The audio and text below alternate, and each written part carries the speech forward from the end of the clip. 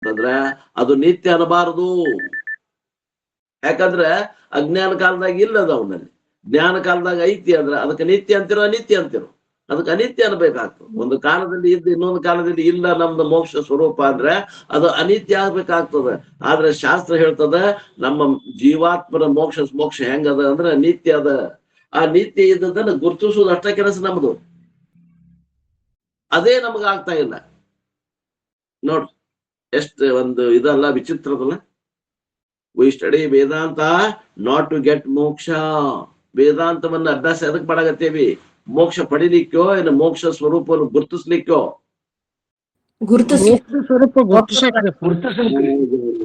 But to understand that we are never bound at any time. ಜ್ಞಾನ ಆದ್ಮ್ಯಾಗ ನಾವು ಬದ್ಧಿತರಾಗಿಲ್ಲೋ ಏನು ಜ್ಞಾನಕ್ಕಿಂತ ಮೊದಲನ್ನ ಭದ್ರಾಗಿಲ್ಲೋ?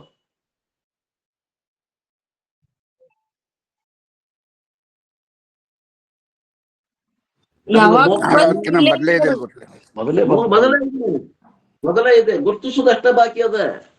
ಮುಕ್ತ ಸ್ವರೂಪ ಒಮ್ಮಿದ್ದ ಒಮ್ಮೆ ಇಲ್ಲದಲ್ಲ, ಸ್ವಭಾವತಃ ಅದು ಯಾವಾಗ್ಲೂ ಅದ. ಅದನ್ನು ಗುರುತಿಸ್ಬೇಕಾಗ್ಯದ.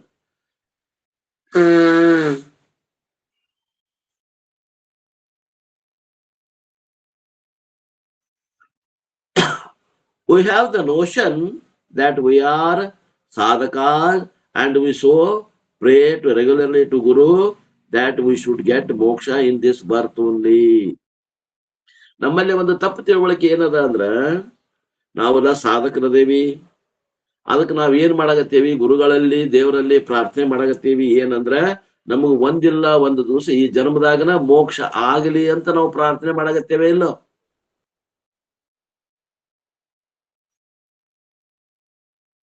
ಹೌದು, ಮಾಡಾಕತ್ತೇವಿ. ಅಂದ್ರೆ ನಮ್ ಪ್ರಾರ್ಥನೆ ಯೋಗ್ಯ ಐತಿ ಏನೋ ಅಯೋಗ್ಯ ಐತಿ ಹೇಳ್ರಿ?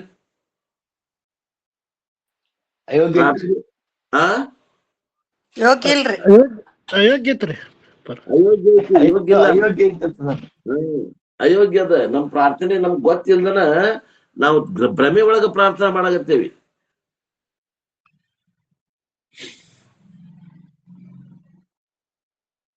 ಶಂಕರಾಚಾರ್ಯ ಗಿವ್ಸ್ 4 examples ಫಾರ್ ಪ್ರಕೃತಿ. ಶಂಕರಾಚಾರ್ಯರು ನಮ್ಮ ಸ್ವಭಾವ ಹೆಂಗೈತೆ ಅನ್ನೋದಕ್ಕ, ಪ್ರಕೃತಿ ಸ್ವಭಾವ ಹೆಂಗೈತೆ ಅನ್ನೋದಕ್ಕ 4 ಉದಾಹರಣೆಗಳನ್ನ ಕೊಡಾಕತ್ತ. ಅದನ್ನ ಹೇಳಿದ್ದಲ್ಲ, ಅವ ಸಾಂಸಿದ್ಧಿಕಿ, ಸ್ವಾಭಾವಿಕಿ, ಸಹಜ, ಅಕೃತ ಅಂತ ಹೇಳಿದ್ದಲ್ಲ, ಅವನ ಉದಾಹರಣೆ ಕೊಡ್ತಾನೆ. ಪ್ರಕೃತಿ is similar to the supernatural power of Siddha Purushas that they are born with. Prakriti is like a intrinsic nature of some objects, like the heat of the fire. ಅಂದ್ರೆ ಅಗ್ನಿಯಲ್ಲಿ ಆ ಉಷ್ಣತೆ ಹೆಂಗ ಕೂಡ್ಕೊಂಡೈತಿ, ಅನುಸ್ಯೂತವಾಗಿ ಐತಿ, ಯಾವಾಗ್ಲೂ ಕೂಡ್ಕೊಂಡದ. ಯಾವಾಗರ ಅದು ಬಿಟ್ಟೈತನ್ರಿ ಸುಡುವಿಕೆ ಮತ್ತು ಅಗ್ನಿ ಇಲ್ಲ. ಅಗ್ನಿ ಅಂದ್ರ ಸುಡುವುದು, ಸುಡುವಂತದ್ದನ್ನ ಅದು ಹೊಂದ್ಕೊಂಡೇ ಇರ್ತದ. ಹೆಂಗೋ ಹಂಗ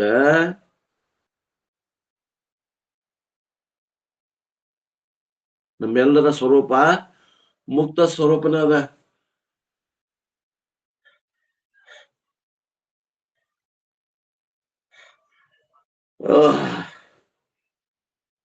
ಏನ್ರಿ ಇದು ನೆಗಡಿ ಬಹಳ ಜೋರ ಆಗ್ಬಿಟ್ಟೈತಿ. ಏನು ಯಾಕಾರ ಬಂದ ನನಗೆ ದಾಂಡೇಲಿ.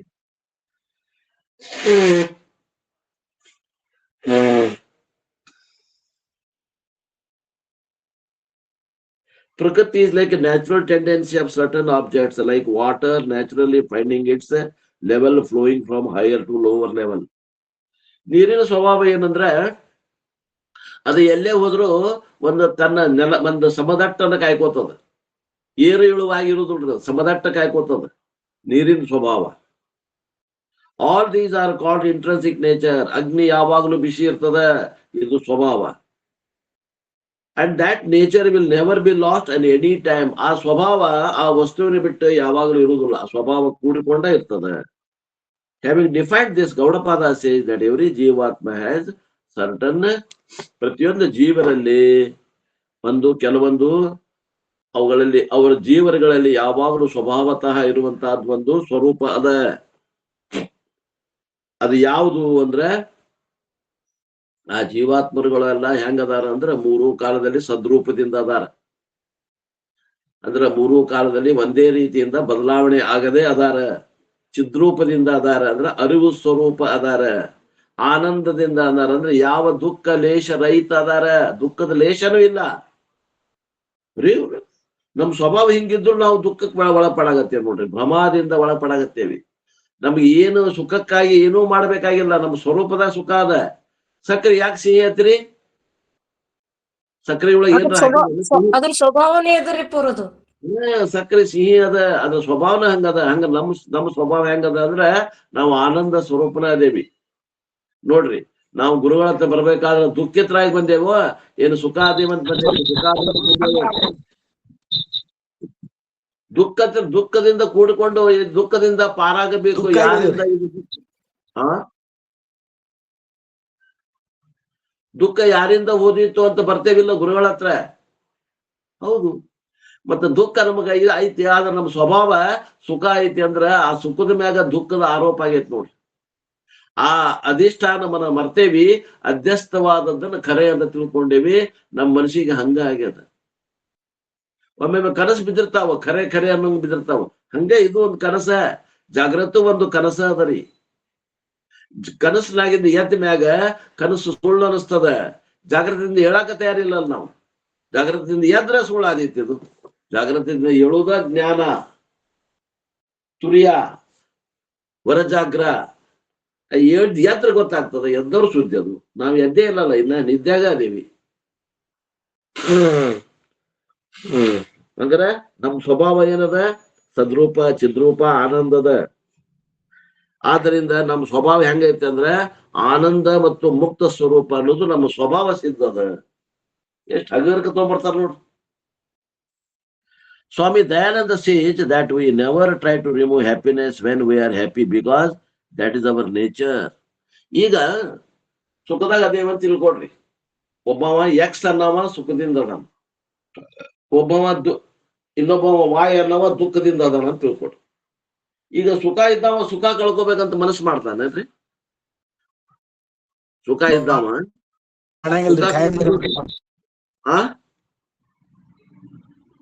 ಸುಖ ಇದ್ದಾವ ಸುಖ ಖಾಯಮಿರ್ಲಿತ್ತ ಮಾಡ್ತಾನ, ನಾವೇನ್ ದುಃಖ ಬೇಕಿದ್ದ ಅನ್ನಸಂಗಿಲ್ಲ. ಮತ್ ಇನ್ನೊಬ್ಬ ವಾಯ್ ಅದನಲ್ಲ, ಅವಂಗ ದುಃಖ ಅದ, ಅವಂಗ ದುಃಖ ಇರ್ಲಿ ಅಂತಾನೇನ್ರಿ? ಅವ ಸುಖ ಮಾಡ್ಕೊತಾನ್ರಿ. ಯಾಕೆ ಹಿಂಗಾಗತ್ತಂತ ವಿಚಾರ ಮಾಡಿರಿ. ದುಃಖ ಇದ್ದಾವ ದುಃಖ ಕಳ್ಕೊಳಕ್ ಮನಸ್ಸು ಮಾಡಾಕತ್ತಾನ, ಸುಖ ಇದ್ದಾವ ಸುಖ ಕಳ್ಕೊಳಕ್ ಮನಸ್ಸು ಮಾಡಾಕತ್ತಿಲ್ಲ. ಯಾಕೆ ಹಿಂಗ? ಯಾರಾದ್ರೂ ಹೇಳ್ತೀರಿ? ಏನ್ ಕಾರಣ ಇರ್ಬಹುದು?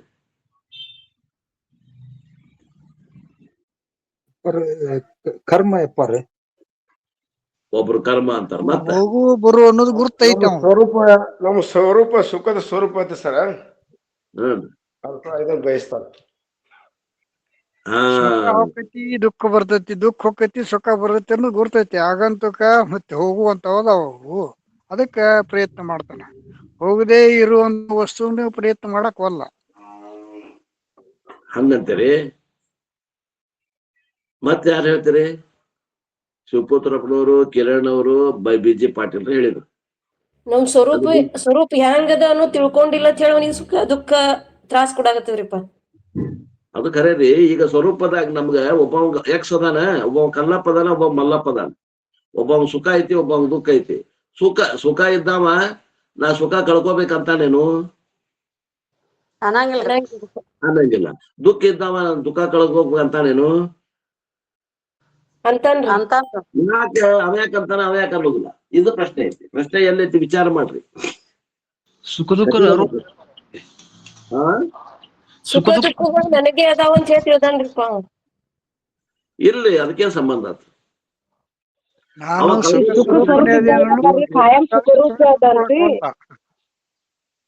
ಸುಖ ದುಃಖಗಳು ದೇಹಕ್ಕೆ ಅದಾವ. ನನ್ ಸ್ವರೂಪ ಆನಂದ ಅದ, ಅದಕ್ಕೆ ನಾನು ಆನಂದ ಅಂತ ತಿಳ್ಕೊಂಡ್ರಿ. ಇಲ್ಲ, ಗೊತ್ತಿಲ್ರಿ ಅವಾಗ. ಎಲ್ಲಾರು ಜ್ಞಾನಕ್ಕೆ ಬಂದಾರ. ಈಗ ಒಬ್ಬ ಅಜ್ಞಾನಿ ತೋಡ್ರಿ, ಇಬ್ರು ಕಲ್ಲಪ್ಪ ಮಲ್ಲಪ್ಪ ಅಜ್ಞಾನಿಗಳ ತಿಳ್ಕೊಡ್ರಿ. ನಾವು ಅವ್ರ ಶಾಸ್ತ್ರ ಗೊತ್ತಿಲ್ಲ, ಅವರನ್ನು ಮಾಡಿಲ್ಲ, ಯಾ ನಿಜಗುಂಡ ಶಾಸ್ತ್ರನ ಕೇಳಿಲ್ಲ, ಉಪನಿಷತ್ತು ಕೇಳಿಲ್ಲ. ಒಬ್ಬ ಸಾಮಾನ್ಯ ಜನ ಅದಾರ. ಅವ್ನು ಸುಖ ಐತಿ ಮಾಡ್ತಾನೇನು? ಅಪ್ಪರಾವ್ ಎರಡು ಅದು ಸುಖ ತೋರ್ತದಲ್ರಿಪ್ಪ.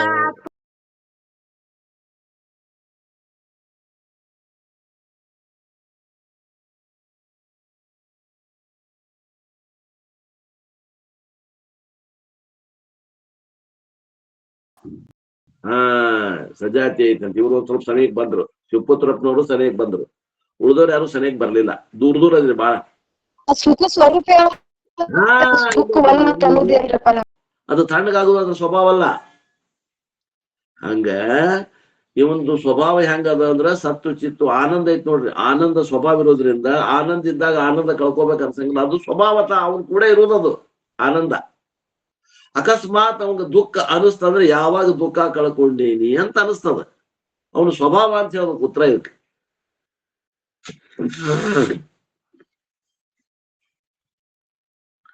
Whenever there is a sorrow, we try to remove it. The very fact that we try to remove sorrow indicates that it is not our intrinsic nature. ದುಃಖವನ್ನು ಕಳ್ಕೊಳಕ್ ಮನಸ್ಸು ಮಾಡಕತ್ತೇವೆ ಅಂದ್ರೆ ಅದು ನಮ್ಮ ಸ್ವಭಾವ ಅಲ್ಲ. ನಮ್ಮ ಸ್ವಭಾವ ಇತ್ತಂದ್ರೆ ನಾವು ಕಳ್ಕೊಳಕ್ ಮನಸ್ಸು ಮಾಡಂಗಿಲ್ಲ. We do not question why that person is happy, but we do ask why someone is sad. ನೋಡ್ರಿ, ಯಾರಾದ್ರ ಒಬ್ಬವ ಈಗ ಕಲ್ಲಪ್ಪ ಮತ್ತು ಒಬ್ಬವ ಮಲ್ಲಪ್ಪನ ತಗೊಳ್ಳೋದು. ಒಬ್ಬವ ಸುಖದಿಂದ ಅದಾನೆ, ಒಬ್ಬವ ದುಃಖದಾಗ ಅದಾನ. ಈಗ ಸುಖದಿಂದ ಇದ್ದವಂಗ ನೀ ಯಾಕೆ ಸುಖದಿಂದ ಇದೀಯಪ್ಪ ಅಂತ ಯಾರ ಕೇಳ್ತಾರ? ದುಃಖದಿಂದ ಇದ್ದವಂಗ ಯಾಕೋ ಮಾರಿ ಸಪ್ಪಗೈತಲ್ಲ, ಯಾಕೆ ದುಃಖದಾಗ ಅದಿ ಅಂತ ಕೇಳ್ತೇವೋ? ಏನು ಸುಖದಿಂದ ಇದ್ದವ್ ನೀ ಯಾಕೆ ಸುಖದಿಂದ ಇದೆ ಅಂತ ಕೇಳ್ತೇವ? ವಿಚಾರ ಮಾಡ್ರಿ. ಯಾಕೋ ತಮ್ಮ ದುಃಖಿ ಆಗಿದಿಲ್ಲ ಅಂತ ಕೇಳ್ತಾರ ಅಷ್ಟೇ. ಅದು ಸುಖದಿಂದ ಇದ್ದವ್ರು ಕೇಳಲ್ಲ. ದುಃಖ ಆಗಿ ಕೇಳ್ತಾರ. ಸುಖದಿಂದ ಇದ್ದವ್ ಯಾಕೆ ಸುಖದಿಂದ ಅದಿ ಅಂತ ಕೇಳೋದಿಲ್ಲ. ಯಾಕ? ಸುಖ ಅವನ ಸ್ವರೂಪದ, ಅವನ್ ಬಿಟ್ಟು ಹೋಗುದಿಲ್ಲ ಅದು ಸುಖ.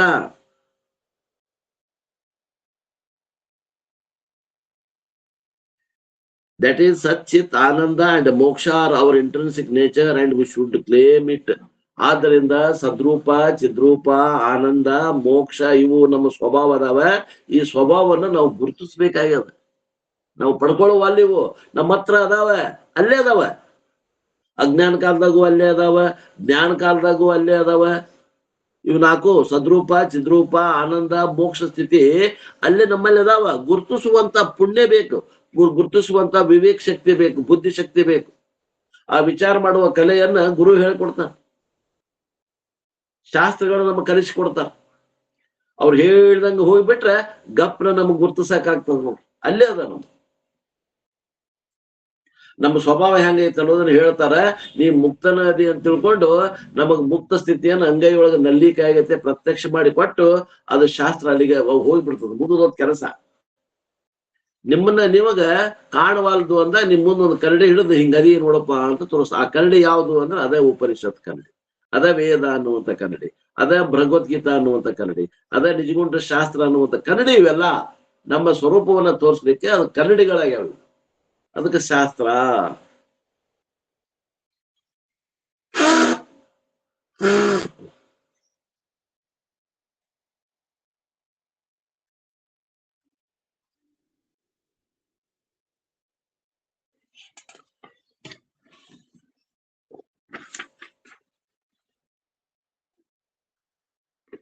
ಅಂತೂ ಏನ್ ಹೇಳ್ತಾರ ಗೌಡಪಾದಾಚಾರ್ಯರು, ಮತ್ತೊಮ್ಮೆ ಅಜಾತವಾದವನ್ನು ಪುಷ್ಟೀಕರಣ ಮಾಡಕತ್ತಾರ. ಯಾಕಂದ್ರ ಇದು ಕಠಿಣವಾದಂತಹ ಇದು ಶಿಕ್ಷಣ. ಇದು ಅಜಾತವಾದ ಅಂದ್ರ ಸಾಮಾನ್ಯರಿಗೆ ಅರ್ಥ ಆಗುದಿಲ್ಲ. ಸಾಮಾನ್ಯರಂದ್ರೆ ಏನು? ವಿವೇಕ, ವೈರಾಗ್ಯ, ಶಮಾಧಿ, ಷಡ್ಗುಣ ಸಂಪತ್ತಿ, ಮುಮುಕ್ಷತ್ವ ಇದ್ದವರಿಗೆ ಸ್ವಲ್ಪ ಪಟಾಯಿಸ್ತದ. ಉಳಿದವರಿಗೆ ಪಟಾಯಿಸೋದಿಲ್ಲ. ಇದು ಅದೇ ಹಂಗ ಕರಿತಿರ್ತೈತಿ, ಒಳಗೆ ತಿಳಿಯಂಗಿಲ್ಲ. Based on Ajativada, no creation has come out of any cause, either Brahman or anything other than Brahman. There is no certain creation has really come out. Any theory of creation will be logically fallacy because it is a theory explaining the creation, and that has not come at all. He shows that the logical fallacy is in some of the important theories of creation. ಸೃಷ್ಟಿ ಅನ್ನೋದು ಉತ್ಪತ್ತಿ ಆಗೇ ಇಲ್ಲ, ಸೃಷ್ಟಿ ಅನ್ನೋದೇ ಇಲ್ಲ.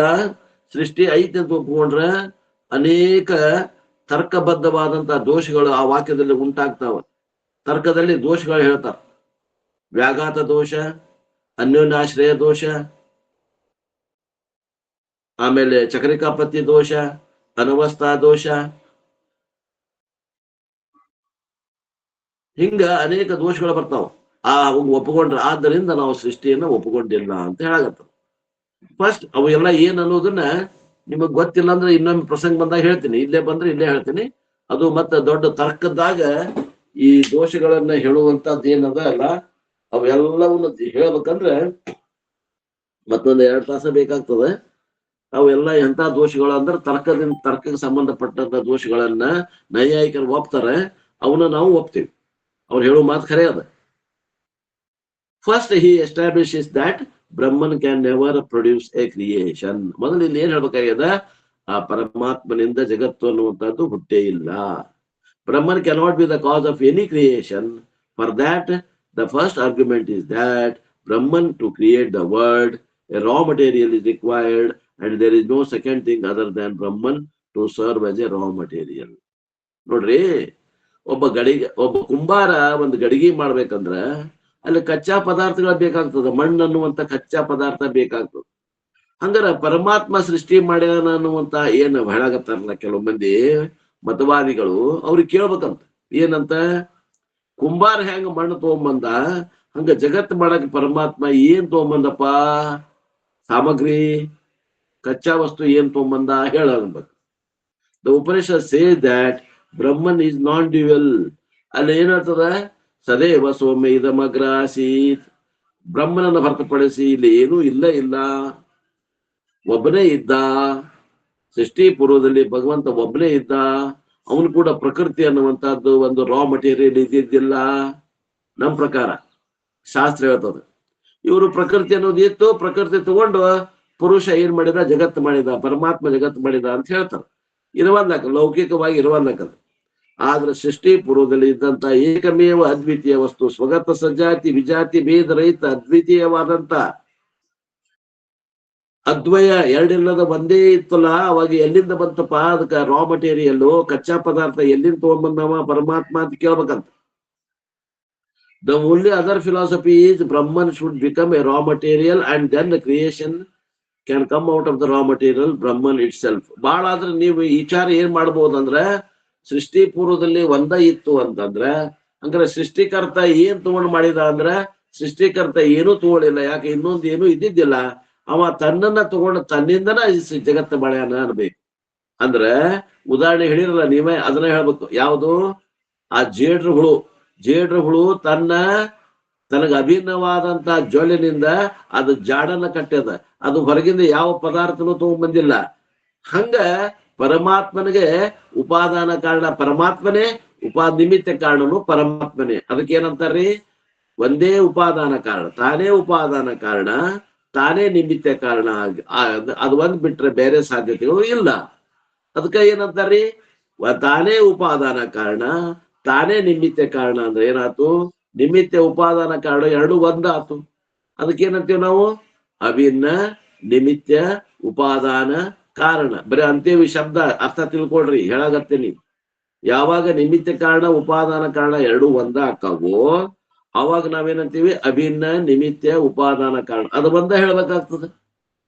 If Brahman serves the raw material, Brahman has to undergo change. ಹಂಗಾರ ಬ್ರಹ್ಮನ ಆ ಪರಮಾತ್ಮ ತತ್ವವೇ ಉಪಾದಾನ ಕಾರಣ ಅಂದ್ರೆ, ಉಪಾದಾನ ಕಾರಣ ಹೋಗಿ ಕಾರ್ಯ ಆಗ್ಬೇಕಂದ್ರೆ ಅದು ಬದಲಾವಣೆ ಆಗ್ಬೇಕಾತು. ಹಂಗಾರೆ ನಮ್ಮ ನಿಯಮದ ಪ್ರಕಾರ ಅದು ಬದಲಾವಣೆ ಆಗುದಿಲ್ಲ ಐತಿ. ಅದು ಯಾಕಂದ್ರೆ ಅದು ಶಾಸ್ತ್ರ ಪ್ರಕಾರ ಏನ್ ಹೇಳ್ತದೆ, ಆ ಬ್ರಹ್ಮ ವಿಕಾರ ರಹಿತ ಅದಾನ, ನಿರ್ವಿಕಾರ ಅದಾನ ಅಂತ ಹೇಳ್ತದೆ. Very clearly the definition of Brahman is that it is changeless. ಅದು ನಿರ್ವಿಕಾರ ಅಂತ ಹೇಳ್ತದೆ. Thus the Brahman cannot be the intelligent cause and the material cause of the universe. ಆದ್ದರಿಂದ ಅದು ಬದಲಾವಣೆ ಆಗುದಿಲ್ಲ. ಅಂದ್ರೆ ಮಣ್ಣು ಬದಲಾವಣೆ ಆಗಿ ಗಡಿಗೆ ಆದಾಗನ ಅದು ಉಪಾದಾನ ಕಾರಣ ಅನಿಸ್ಕೊಳ್ತದೆ, ಹೌದಲ್ರಿ? ಆದ್ರೆ ಇಲ್ಲಿ ಬದಲಾವಣೆ ಆದ್ರೆ ಅದು ವಿಕಾರ ಆಕೈತೆ ಅಂದ್ರೆ ಹಂಗಾರೆ ಅದು ತನ್ನಷ್ಟಕ್ಕೆ ತಾನೇ ಅದು ಉಪಾದಾನ ಕಾರಣ ಮತ್ತು ನಿಮಿತ್ತ ಕಾರಣ ಆಗಕ್ ಬರುವುದಿಲ್ಲ. Thus Brahman cannot be the intelligent cause or the material cause of the universe. ಅವ ಪರಮಾತ್ಮ ಈ ಜಗತ್ತಿಗೆ ಉಪಾದಾನ ಕಾರಣನೂ ಅಲ್ಲ, ನಿಮಿತ್ತ ಕಾರಣನೂ ಅಲ್ಲ. The world has come out of Brahman. If Brahman cannot become the world, Brahman cannot become Jivatma also. ಆ ಪರಮಾತ್ಮನಿಂದ ಜಗತ್ತು ಹೊರಗೆ ಬರೋದಿಲ್ಲ ಅಂದ್ರೆ ಜೀವಾತ್ಮನು ಬರ್ಲಿಕ್ಕೆ ಸಾಧ್ಯ ಇಲ್ಲ. This means Brahman has been Brahman all the time. ಅದರಿಂದ ಏನಂದಂಗಾತ್ಮ ಅಂದ್ರೆ ಆ ಪರಮಾತ್ಮ ಮೊದಲ ಸೃಷ್ಟಿ ಪೂರ್ವದಲ್ಲಿ ಹೆಂಗ ಇದ್ದ, ಸೃಷ್ಟಿ ಆದಾಗನು ಹಂಗ ಅದಾನ. ಸೃಷ್ಟಿ ಆದಾಗ್ನು ಹಂಗ ಅದಾನ. ಬಂಗಾರ ಗಟ್ಟಿ ಇದ್ದಾಗ್ನು ಬಂಗಾರನ ಐತಿ, ಆಭರಣ ಆದಾಗ್ನು ಅದ್ರ ಬಂಗಾರ ಹಂಗ ಅದ, ಏನೂ ಆಗಿಲ್ಲ. Therefore, the so-called Jivatma is not modified from a Brahman, but it is Brahman itself. ಆದ್ದರಿಂದ ಜೀವಾತ್ಮ ಏನದರ ಅದು ಪರಮಾತ್ಮನ ಬೇರೆ ರೂಪಾಂತರ ಅಲ್ಲ. ಆ ಜೀವಾತ್ಮ ಅಂದ್ರು ಪರಮಾತ್ಮ, ಜಗತ್ ಅಂದ್ರು ಪರಮಾತ್ಮ. When the waker serves as a dreamer in the dream world, the waker has not transformed into dreamer. ಯಾವಾಗ ಒಬ್ಬ ವಿಶ್ವ ಕನಸು ಕಂಡಂತ ಒಬ್ಬವ ತೈಜಸ, ಈ ತೈಜಸ್ಸನಿಗೆ ಸ್ವಪ್ನದಾಗ ತೈಜಸ್ಸನಿಗೆ ಕಾರಣವಾದಂತ ಅಧಿಷ್ಠಾನ ಯಾರ್ರಿ? ವಿಶ್ವ. ಅವ ವಿಶ್ವ ಮತ್ತ ವಿಶ್ವನೇ ಏನಾಗ್ಯಾನ ಈಗ ಸ್ವಪ್ನದಾಗ ಹೋಗಿ ತೈಜಸ್ ಆಗ್ಯಾನ. ಹೌದಾ? ತೈಜಸ್ ಆಗ್ಯಾನಂದ್ರ ಅವ ಬದಲಾವಣೆ ಆಗ್ಯಾನು, ಏನ್ ಹಂಗ ಅದಾನು? ಹೆಸರು ಬೇರೆ ಅಷ್ಟ ಬಂದೈತೋ, ಏನ್ ಅವನ ಅದಾನು, ಏನ್ ಅವನ ಬೇರೆ ರೂಪಾಂತರವಾಗ್ಯಾನು? ಎಲ್ಲ ನಮ್ಮಲ್ಲಿ ರೂಪಾಂತರ ಇಲ್ಲೇ ಇಲ್ಲ. ಉಪಾದಾನ ಕಾರಣ ರೂಪಾಂತರ ಆಗಿ ವಿಕಾರ ಅಲ್ಲೇ ಇಲ್ಲ. ಅಂದ್ರ ಯಾವ ವಿಶ್ವ ಅದಾನ, ಯಾವ ತೈಜಸ್ ಅದಾನ ಅವನ ವಿಶ್ವ ಅದಾನ, ಯಾವ ತೈಜಸ್ ಅದಾನ ಅವನ ವಿಶ್ವ ಅದಾನ, ಯಾವ ವಿಶ್ವ ಅದಾನ ಅವನ ತುಳಿಯ ಅದಾನ. The waker only appears as a dreamer. ಆ ವಿಶ್ವ ಇದ್ದವನ ಸ್ವಪ್ನದಾಗ ತೈಜಸ್ಸನ ಗತೆ ಕಾಣಕತ್ತಾನ. While all the time continuing to be the waker lying on the bed, even though all the seeming things happen to in the dream, the waker has all along been waker. ಸ್ವಪ್ನವನ್ನ ಕಾಣ್ತಾ ಇದ್ದಾಗ್ಲೂ ಕೂಡ ತೈಜಸ್ಸನಾಗಿ ಸ್ವಪ್ನ ಕಾಣಬೇಕಾದ್ರೂ ಕೂಡ ಅದಕ್ಕೆ ಅಧಿಷ್ಠಾನವಾದ ವಿಶ್ವ ಅಲ್ಲೇ ಅದಾನ. ಅವ ಏನು ಬದಲಾವಣೆ ಆಗೇ ಇಲ್ಲ, ವಿಕಾರ ಆಗೇ ಇಲ್ಲ ಅವ.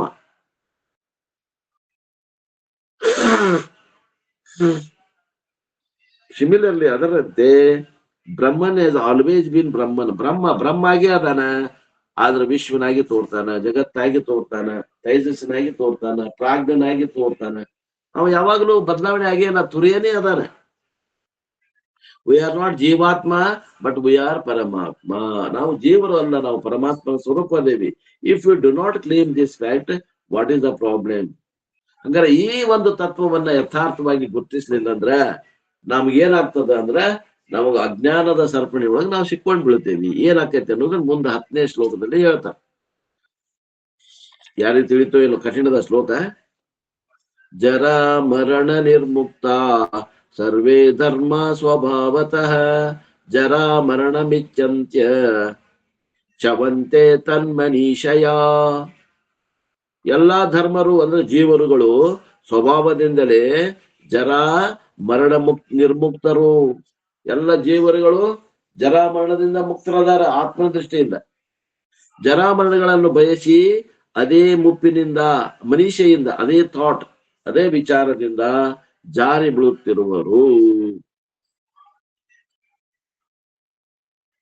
All jivas are totally free from old age and death by nature. ಸ್ವಭಾವತಃ ಎಲ್ಲ ಜೀವರುಗಳು ಅವ್ರಿಗೆ ಮುಪ್ಪು ಅನ್ನೋದು ಇಲ್ಲ, ಸಾವು ಅನ್ನೋದು ಇಲ್ಲ. ಈ ಮುಪ್ಪು ಸಾವನಿಂದ ಮುಕ್ತರೇ ಅದಾರ. ಯಾವಾಗ? ಅಜ್ಞಾನ ಕಾಲದಾಗನು. ನೋಡ್ರಿ ಎಂತ ಮಜಾ ಅಲ್ಲ ಇದು. ನಾವು ಸಾಯ್ತೀವಿ ಅಂದಾಗೂ ನಾವು ಸಾಯೋರಲ್ಲ, ನಾವು ಮುಪ್ಪಾಗೇವ್ರಿ ಅನ್ನುವತ್ನಾಗೂ ನಾವು ಮುಪ್ಪಾಗೇನ ಅಂತಾರ. ಆತ್ಮನ ದೃಷ್ಟಿಯಿಂದ ಮುಪ್ಪಾಗಿಲ್ಲ. ಶರೀರ ಎದಕ್ಕಾಗೈತೆ? ಮುಪ್ಪು ಎದಕ್ಕಾಗ್ಯದ? ಸಾವು ಎದಕ್ ಬರ್ತದ? ಶರೀರಕ್ಕೆ ಬರ್ತದ. ಆತ್ಮನಿಗೆ ಏನು ಬರ್ತದ? ಏನು ಬರಂಗಿಲ್ಲ, ಹೋಗಂಗಿಲ್ಲ. ಆತ್ಮನ ದೃಷ್ಟಿಯಿಂದ ಮುಪ್ಪು ಅನ್ನೋದು ಇಲ್ಲ, ಆ ಮುಪ್ಪಾದ ಶರೀರಕ್ಕೆ ಸಾವು ಅನ್ನೋದು ಇಲ್ಲ. Attributing old age and death, they fall because of their very thought. ನಮಗ ವಯಸ್ಸಾಗುವಿಕೇನು ಇಲ್ಲ, ಮುಪ್ಪು ಇಲ್ಲ, ಇಷ್ಟೆಲ್ಲ ಇದ್ರೂ ಕೂಡ ನಾವು ಈ ದುಃಖದಾಗ ಯಾಕೆ ಬೆಳಗತ್ತೇವಂದ್ರ ಆ ವಿಚಾರ, ಆ ಮನುಷ್ಯ ಅಂದ್ರೆ ಏನು? ವಿಚಾರದಿಂದ ನಮಗ ಜಾರಿ ಜಾರಿ ಬೆಳಗತ್ತೇವೆ ನೋಡ್ರಿ ಸಂಸಾರದಾಗ. ಏನ್ ಅನ್ಬೇಕು ಇದಕ್ಕೆ? ಅಜ್ಞಾನದ ಮಹಿಮೆ ಅನ್ಬೇಕು? ಏನ್ ಅನ್ಬೇಕು?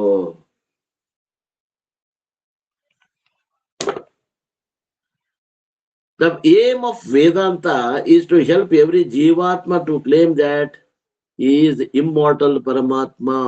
ವೇದಾಂತದ ಗುರಿ ಏನಂದ್ರ ಎಲ್ಲ ಜೀವರಿಗಳಿಗೆ ಏನ್ ತಿಳಿಸ್ಕೊಡ್ಬೇಕಾಗೈತಿ ಅಂದ್ರ ಆ ಜೀವರುಗಳು ಏನದಾರ, ಅವ್ರು ಯಾವಾಗಲೂ ಮುಕ್ತರೇ ಅದಾರ. and that he doesn't become ಪರಮಾತ್ಮ. ಅಂದ್ರೆ ಪರಮಾತ್ಮನನ್ನ ತಿಳಿದು ಪರಮಾತ್ಮ ಆಗುದಿಲ್ಲವ. ಪರಮಾತ್ಮನ ತಿಳಿದು ಪರಮಾತ್ಮ ಅದಾನವ, ಗೊತ್ತಿಲ್ಲ, ಅದಕ್ಕೆ ತಿಳ್ಕೊಂಡ ಮ್ಯಾಗ ಹಾಕಾನ. ಇದು ಹೆಂಗದ ಉದಾಹರಣೆ ಅಂದ್ರ,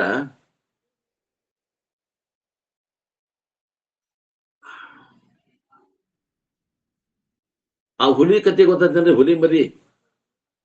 ಆ ಹುಲಿ ಒಂದು ಗರ್ಭಿಣಿ ಇದ್ದಂತ ಹುಲಿ ಮರಿ ನೈತದು. ಅದನ್ನ ಒಬ್ರು ಯಾರೋ ಮನುಷ್ಯರು ಅದನ್ನ ಸಾಕಿದ್ರು. ಹುಲಿ ಆ ಕುರಿ ಮಧ್ಯದಾಗ ಆ ಹುಲಿ ಬೆಳೀತು. ಅದು ಹುಲಿ ಮರಿ ಆದ್ರೂ ಕೂಡ ಅದು ಏನ್ ತಿಳ್ಕೊಂಡಿತ್ತು? ಕುರಿಗಳ ಗತೆ ಕೂಡಿ ತಾನು ಕುರಿಗತೆ ಒದರ್ತಿತ್ತು. ಅದು ದೊಡ್ಡದಾತು. ಒಂದ್ ದಿವಸ ಅದ್ರ ತಾಯಿ ಸಿಕ್ತು. ಅದಕ್ಕೆ ಅದು ಹೇಳ್ತು, ನೀ ಯಾರ ಅಂತ ಕೇಳ್ತದ. ನಾ ಕುರಿ ಮರಿ ಅಂತದ. ಹುಲಿ ಮರಿ. ನೀ ಹುಲಿ ಮರಿ? ಓ, ನೀನ್ ನನ್ ಮರಿ ಇದ್ದಿದಿ, ನೀನ್ ಕುರಿ ಮರಿ ಅಲ್ಲ ಅಂತ. ಇಲ್ಲ, ನಾ ಕುರಿ ಮರಿ ಅಂತ.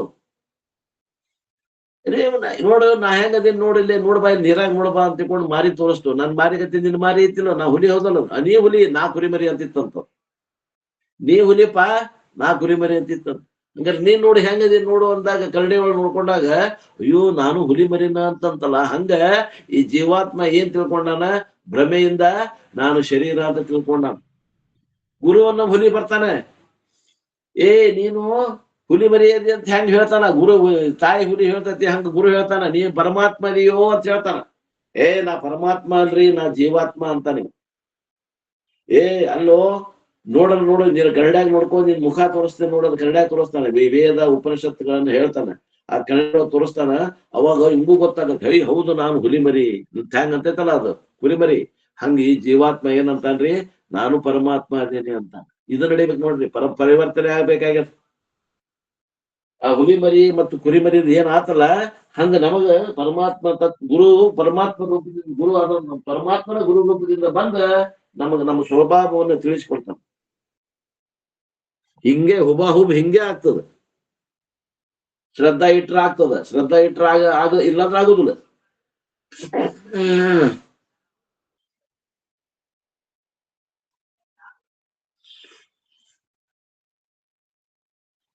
Even though that immortality, Jiva's near nature, every Jiva has a strong notion that he is immortal.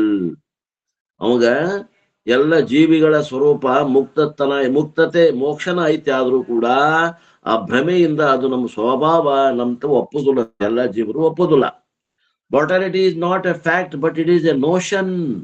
ಮರಣ, ನಾವು ಮರ್ತ್ಯಕ್ಕೆ ಒಳಗಾಗ್ತೇವೆ ಅನ್ನುವಂಥದ್ದು ಇದು ಯಥಾರ್ಥ ಅಲ್ರಿ, ಇದು ಭ್ರಮೆ. ನಾವು ಸಾಯ್ತೇವೆ ಅನ್ನೋದು ಭ್ರಮ ಕಳ್ಕೊಂಡ್ರೆ ನಾವು ಸಾಯೋದೇ ಇಲ್ಲ. ತಿಳಿಯತೈತೇನ್ರಿ? ಭ್ರಮ ಕಳ್ಕೊಡ್ರಿ, ಸಾವಿದ್ರು ನೋಡೋಣಂತ ಮುಂದೆ. ಮೊದಲು ಭ್ರಮ ಕಳ್ಕೊಡ್ರಿ. ಯಾರಿಗಲ್ಲ ಅಕಸ್ಮಾತ್ ನಾವು ಸಾಯ್ತೇವಲ್ರಿ ಅನ್ನೋರು ಇದ್ರೆ ಮೊದಲು ಭ್ರಮ ಕಳ್ಕೊಡ್ರಿ, ಆಮೇಲೆ ಸಾಯುದ್ ಬಂದ ನೋಡೋಣಂತ. Attributing mortality to oneself is the very thought of the mortality is denial of one's own nature. ನಾವು ಮರಣವನ್ನ ಒಪ್ಪೇವಿ ಅಂದ್ರ ನಮ್ಮ ಸ್ವರೂಪವನ್ನು ಒಪ್ಪಿಲ್ಲ. ನಮ್ಮ ಸ್ವರೂಪವನ್ನು ಒಪ್ಪಿಲ್ಲ ಅಂದ್ರ ನಮ್ಮ ಸ್ವಭಾವ ನಮಗ್ ಗೊತ್ತಿಲ್ಲ ಅಂದಂಗ. Because of the preservation of that misconception, very carefully every ಜೀವಾತ್ಮ falls into ಸಂಸಾರ. ಯಾಕಂದ್ರ ಆ ತಪ್ಪು ತಿಳುವಳಿಕೆನ ನಾವು ಬಿಡಾಕ ತಯಾರಿಲ್ಲ ಅಂದಾಗ ವಿಚಾರ ಮಾಡಿ ಆ ಜೀವಾತ್ಮರು ಎಲ್ಲ ನಾವು ಸಂಸಾರದಲ್ಲಿ ಬಿದ್ದು ಹಾಳಾಗತ್ತೇವಿ, ದುಃಖದಲ್ಲಿ ಬೀಳಾಗತ್ತೇವಿ, ಜನನ ಮರಣ ಚಕ್ರದಲ್ಲಿ ಬೀಳಾಗತ್ತೇವಿ. ಸಂಸಾರ ಅಂದ್ರೆ ಏನಂತ ಹೇಳಿದ್ರು? ಮೊನ್ನೆ ಗುರುಗಳು ಬಂದಿದ್ರಲ್ಲ, ಏನ್ ಹೇಳಿದ್ರಿ? ಸಂಸಾರ ಅಂದ್ರ ಈಶ್ವರಪ್ಪ, ಸಂಸಾರ ಅಂದ್ರೆ ಏನು ಈಶ್ವರಪ್ಪ? ದುಃಖದ ಸಾರಿ ಅದ ಗುರುಗಳ. ದುಃಖದ ಸಾರ ಅಥವಾ ಸಂಸಾರ ಅಂದ್ರೆ ಈಶ್ವರಪ್ಪ. ಕೋರೆ ಗುರುಗಳ ಗಂಡ ಹೆಂಡತಿ ಮಾಡಾಕ್ತೇವ ಸಂಸಾರ ಇದು ಅದಲ್ರಿ? ಇನ್ನೇ ಮೇಡ್ರಿ ಗುರುಗಳ. ಗಂಡ ಹೆಂಡತಿ ಮಾಡ್ಕೊಂಡು ಸಂಸಾರ ಮಾಡಾಕತ್ತೇವ್ರಿ, ಇದು ಅದ ಸಂಸಾರ ಅಂದ್ರ ಅಲ್ಲೇ. ಹ್ಞೂನ್ರಿ ಅದ್ರಾಗ ಮುನ್ಗ್ಯಾವ್ರಿ. ಹೌದ್ರ? ಗಂಡ ಹೆಂಡತಿ ಅನ್ಬಾರ್ದ. ಸಂಸಾರ ಅಂದ್ರೆ ಗಂಡ ಹೆಂಡತಿ ಇದು ಸಾಮಾನ್ಯ ಅರ್ಥ. ವೇದದಾಗ ವೇದಿಕದ ಅರ್ಥ ಏನಂದ್ರೆ ಜನನ ಮರಣ ಬೀಳುವುದು. ಹ್ಞೂನ್ರಿ. ಹನುಮಪ್ಪ ಅವ್ರು ಹೇಳಿದ್ರು ನೋಡ್ರಿ, ಹಂಗ ಹೇಳ್ರಿ ನೀವು. ಜನನ ಇದು ಸಂಸಾರ ಅಂದ್ರೆ ಐತಲ್ರಿಪ್ಪ, ಗಂಡ ಹೆಂಡತಿ ಮಾಡ್ಕೊಂಡು ಬಿದ್ದೇವಲ್ಲ ಒದ್ದಾಡಕತ್ತೇವಿ, ಇದಕ್ಕೆ ಅನ್ನಕ್ ಹೋಗ್ಬೇಡ್ರಿ. ಹ್ಞೂನ್ರಿ. ಅದು ಸಾಮಾನ್ಯ ಅರ್ಥ. ಈ ವಿಶೇಷ ಅರ್ಥ ಅಂದ್ರೆ ಜನನ ಮರಣ ಚಕ್ರದಾಗ ಏನ್ ಬೆಳಗತ್ತೆ ನೋಡ್ರಿ, ತಾಯಿ ಹೊಟ್ಟೆ ಹುಟ್ಟುದು, ಮತ್ತ ಉಣ್ಣೋದು, ಉಂಡಿದ್ದ ಉಣ್ಣೋದು, ತಿಂದಿದ್ದ ತಿನ್ನೋದು, ಚಲೋ ಐತ್ ಅನ್ನೋದು, ಏನ್ ಮಾಡಾಕತ್ತೇವಲ್ಲ ಇದು ಸಂಸಾರ. ಬಹುಮಾಲಿ ಒಳಗ ಇದ್ದಿದ್ದು ಹ್ಞೂನ್ರಿ. ಭವಮಾಲೆಯ ಬಂಧನ ಅನ್ನೋದ ಸಂಸಾರ. ಯಾರ ಕೇಳಿದ್ರೆ ಇನ್ಮ್ಯಾಕ ಹಂಗನ್ರಿ, ಭವಮಾಲೆ ಒಳಗ್ ಬೀಳುದ ಸಂಸಾರ ರೀ ಅಪ್ಪಾರ ಅನ್ರಿ. ಹ್ಞೂನ್ರಿ. ಸಂಸಾರ ಅಂದ್ರೆ ಗಂಡ ಹೆಂಡತಿ ಬಿದ್ದೇವಲ್ರಿಪಾ ಇದು ಅನ್ನಕ್ ಹೋಗ್ಬೇಡ್ರಿ ಇನ್ಮೇಲೆ.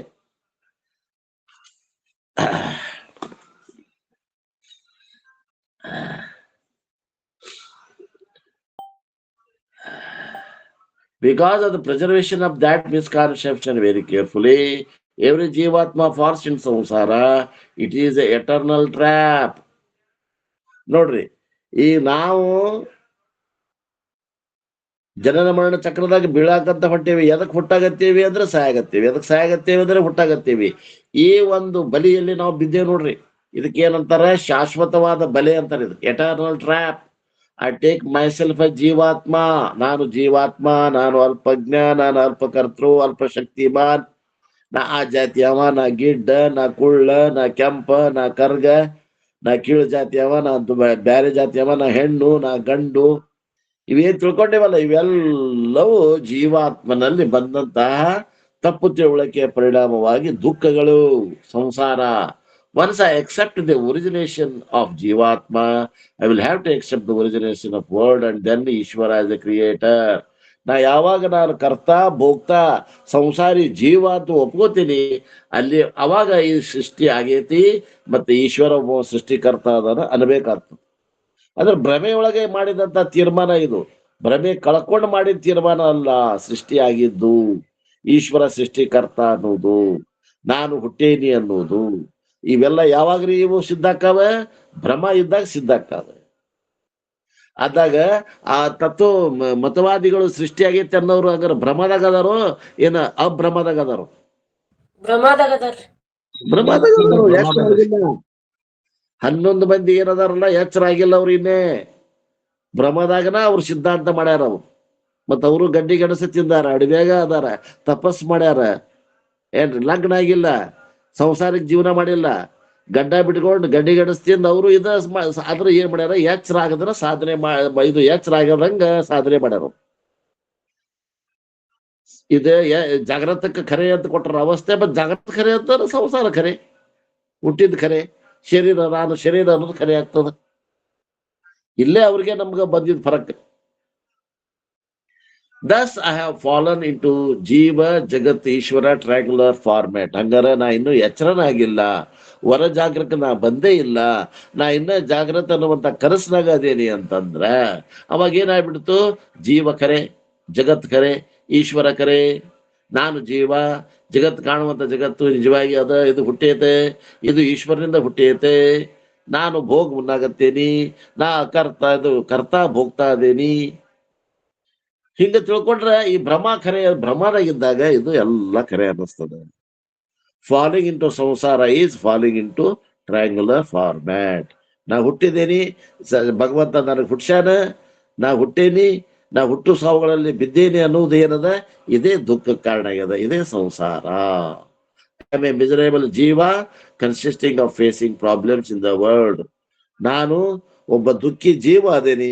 ಈ ಜೀವನಿಗೆ ಏನಾಗೈತಿ ಅಂದ್ರ ಈ ಸಂಸಾರ ಜಗತ್ತಿನಲ್ಲಿ ನನಗ ಬಹಳ ಕಷ್ಟಗಳು ಬರಾಕತ್ತಾವ. ಆ ಕಷ್ಟಗಳನ್ನ ಸಹಿಸಿಕೊಂಡು ನಾ ಕಷ್ಟಗಳನ್ನ ಕಳ್ಕೋಬೇಕಾಗ್ಯದ ಅಂತ ನಾವು. When every problem comes, I have to rush to Ishvara and this goes on endlessly. ಮೊದಲು ಏನ್ ಮಾಡ್ತಾನ ಇವ? ಆ ಪ್ರಯತ್ನವನ್ನ ಮಾಡ್ತಾನ. ಏನೇನ್ ದುಃಖ ಬರ್ತಾವ ಕಳ್ಕೊಳಕ್ ಪ್ರಯತ್ನ ಮಾಡ್ತಾನ. ಮಾಡೇ ಮಾಡ್ತಾನೆ. ಹೇಗಲ್ಲ ಬದಲಾವಣೆ ಆಗಾಕತ್ತೈತಲ್ಲಪ್ಪ. ದುಃಖ ಹೋಗಲ್ದು, ಒಂದ್ ರೂಪದಾಗ ಹೋಗ್ತದ, ಇನ್ನೊಂದ್ ರೂಪದಾಗ ಬರ್ತದ ದುಃಖ. ಹಾಗಾದ್ರೆ ಏನ್ ಮಾಡ್ಬೇಕು ಅಂತ ತಿಳಿದಂಗ ಆದಾಗ ಅವಾಗ ಏನ್ ಮಾಡ್ತಾನ? ಗುಡಿಗೆ ಹೋಗ್ತಾನ ಇವ, ದೇವ್ರ ಹತ್ರ ಹೋಗ್ತಾನ. ದೇವ್ರ ನನಗೆ ಕಾಡಾಗತ್ತೇನು, ಯಾರಿಗಾರ ಕಾಡ್ತೀವಿ ಜಗತ್ನಾಗ ಅಂತ ಕೇಳ್ತಾನ ಇವ. ಅವಾಗ ದೇವ್ರಿಗೆ ಹೋಗ್ತಾನ. ತಾ ಮೊದಲು ಪ್ರಯತ್ನ ಮಾಡ್ತಾನ್ರಿ ಬೆರ್ಕಿ. ಯಾವಾಗ ತನ್ನ ಪ್ರಯತ್ನ ನಿಲ್ಕ್ಲಿಲ್ಲ, ಪರಿಹಾರ ಆಗ್ಲಿಲ್ಲ, ಯಾಕೋ ನಾನು ಏನ್ ಮಾಡಿದ್ರು ಕಷ್ಟಗಳು ಹೋದಂಗ ಹಾಕವು, ಮತ್ ಬೇರೆ ರೂಪ ತಾಳ್ಕೊಂಡು ಬರ್ತಾವಲ್ಲ, ನನಗ್ ಕಷ್ಟ ತಪ್ಪುವಲ್ದಲ್ಲ, ಬರೀ ಹೆಗಲ ಬದಲಾವಣೆ ಆಗತ್ತೆ ಹೊರತು ಕಷ್ಟದಿಂದ ಮುಕ್ತನಾಗುವಲ್ಲ. ನನಗೆ ಏನ್ ಮಾಡ್ಬೇಕು ಅಂತ ಗುಡಿ ಗುಂಡಾರಕ್ಕೆ ಹೋಗ್ತಾನೆ, ಉದಿನಕಡ್ಡಿ ತಗೊಂಡು ಒಂದು ಹೂವು ತಗೊಂಡು ಹೋಗ್ತಾನೆ ಗುಡಿಗೆ. ಇದು ಮೊದಲ ಸಾಧನೆ ಚಾಲು ಆಕತಿ.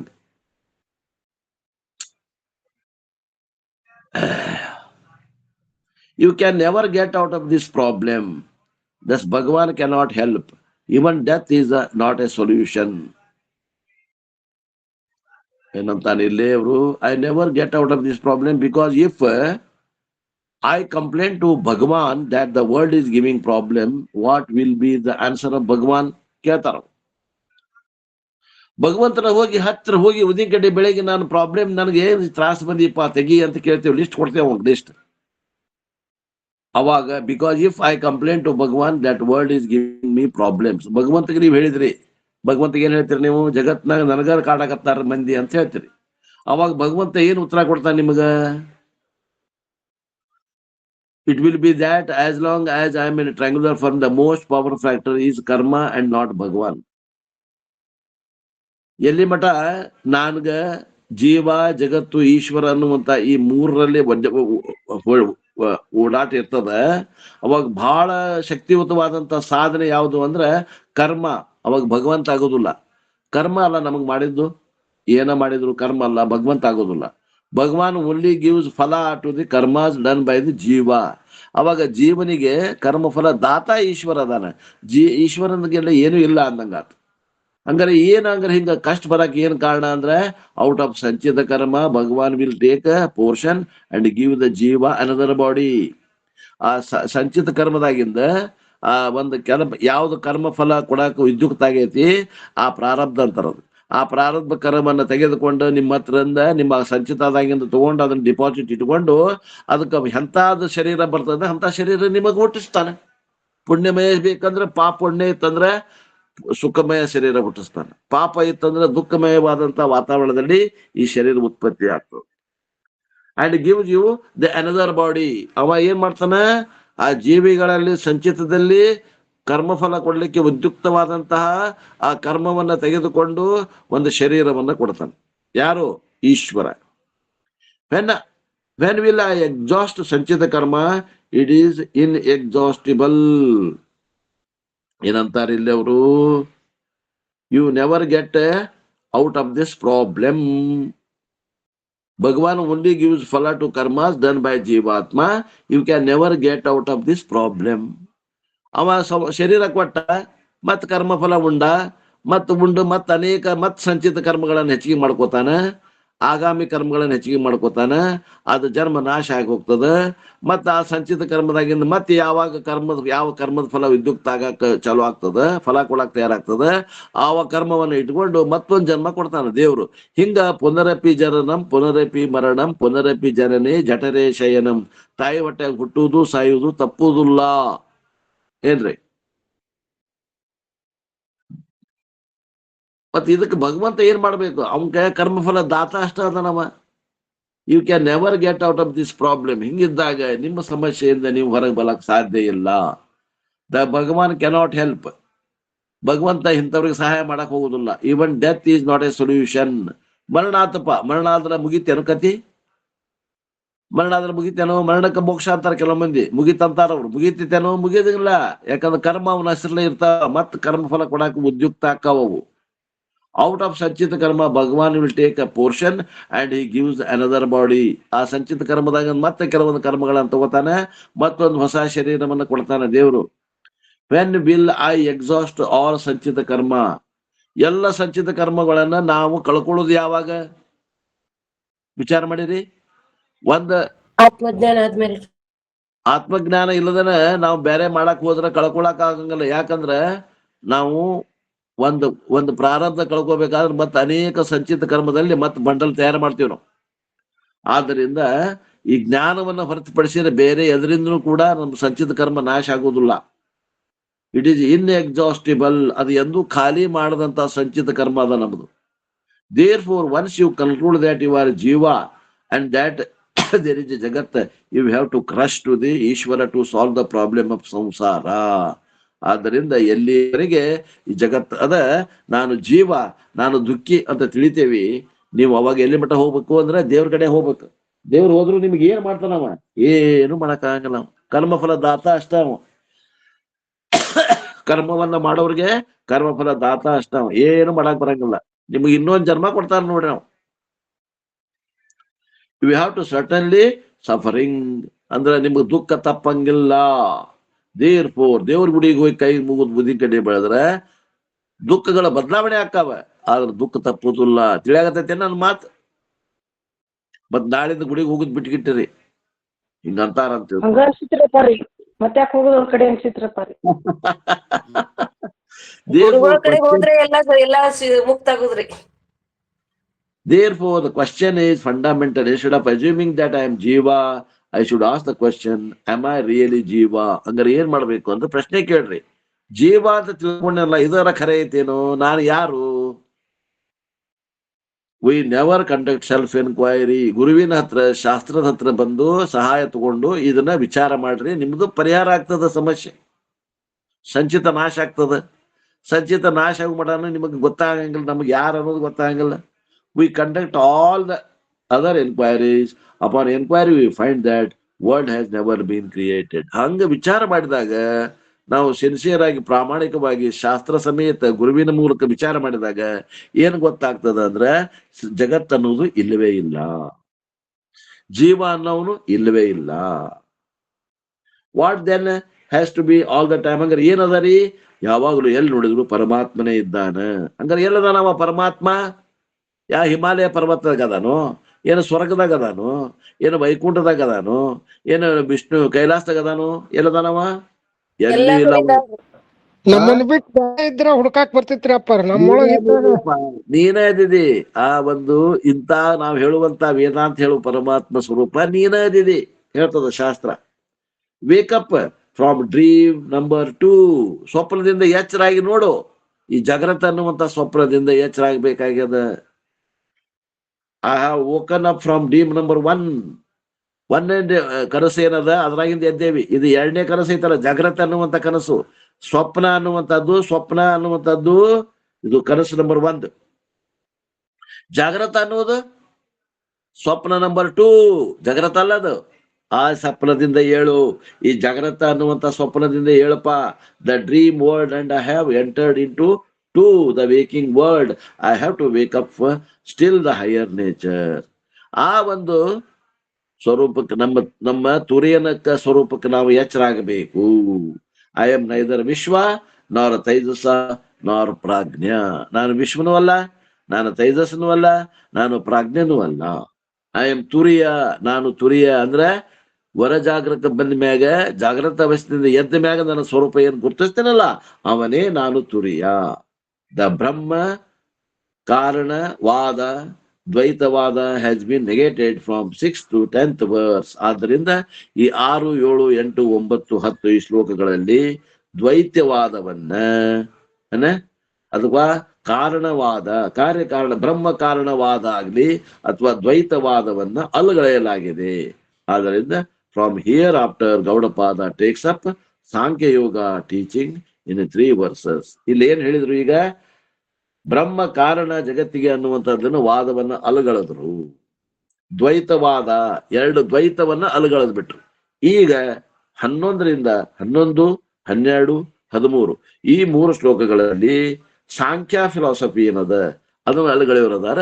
ಆ ವಿಷಯವನ್ನ ಮತ್ತೆ ನಾಳೆಗೆ ನೋಡೋಣ ಅನ್ನುವಲ್ಲಿಗೆ ಇವತ್ತಿನ ಈ ನನ್ನ ವಾಕೃಪ ಸೇವೆಯನ್ನು ಗುರುಪಾದಕ್ಕೆ ಸಲ್ಲಿಸಿ ನನ್ನ ವಾಣಿಗೆ ವಿರಾಮ್.